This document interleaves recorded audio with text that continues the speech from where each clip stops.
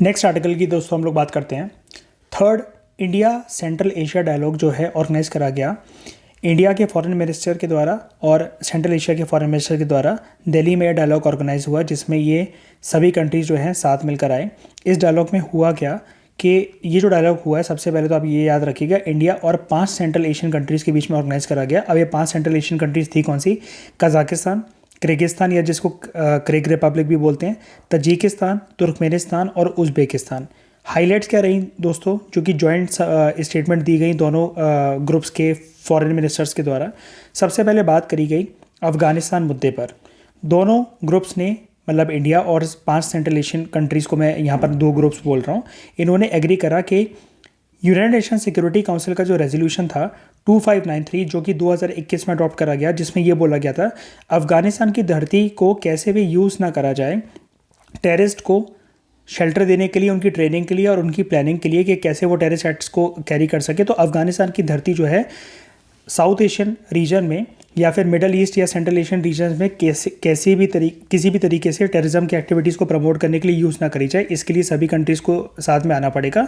तो इंडिया और 5 ये जो सेंट्रल एशियन कंट्रीज़ हैं कि इन्होंने इस बात के ऊपर काफ़ी ज़्यादा फोकस करा।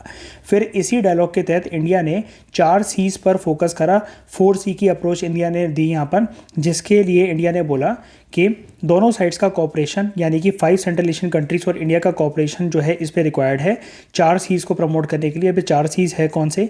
कॉमर्स, कैपेसिटी एनहेंसमेंट, कनेक्टिविटी और कॉन्टैक्ट्स। इंपॉर्टेंट नहीं है दोस्तों पॉइंट, ये एब्रीविएशंस इंडिया का देने का एक नया काम है।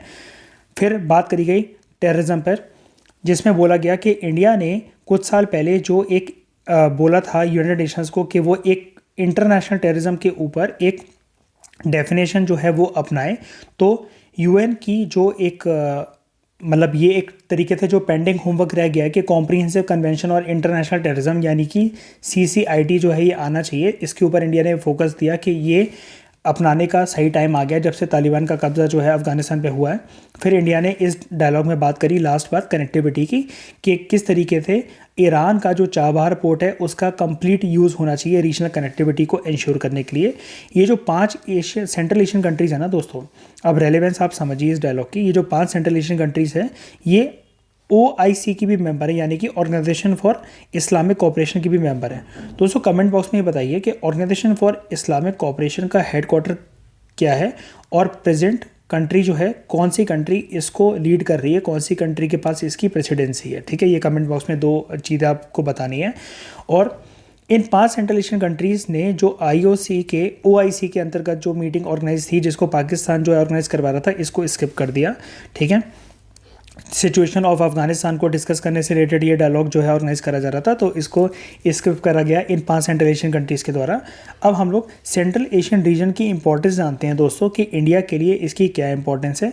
सबसे बड़ी बात तो जियो स्ट्रैटेजिक इंपॉर्टेंस बहुत है इन कंट्रीज़ की, क्योंकि ये एक तरीके से 5 सेंट्रल एशियन कंट्रीज़ एक ब्रिज का काम करती हैं एशिया के डिफरेंट रीजन्स के बीच में, यूरोप और एशिया के बीच में। सिक्योरिटी एंगल के लिहाज से भी ये काफ़ी इंपॉर्टेंट रीजन है, ताकि central Asia middle east countries में एक प्रकार से पीस जो है वो बना रहे।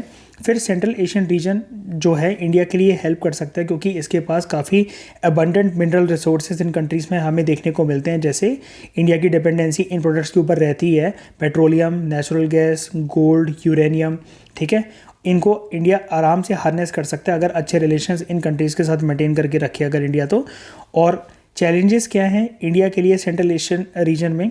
तो सबसे बड़ी बात तो चाइना पाकिस्तान एक्सेस जो हमें देखने को मिलता है, डायरेक्ट कनेक्टिविटी जो है उसकी कमी है, और इंडिया का बायलैटरल ट्रेड जो है इन कंट्रीज़ के साथ कम होता है। तो इन सभी दिशाओं में इंडिया को काम करने की आवश्यकता है। और ये आप सेंट्रल एशियन रीजन का दोस्तों यहाँ पर जो है आप मैप देख सकते हैं। ये रहा आपका कजाकिस्तान, ये उज़्बेकिस्तान, ये किर्गिस्तान, ये तजिकिस्तान।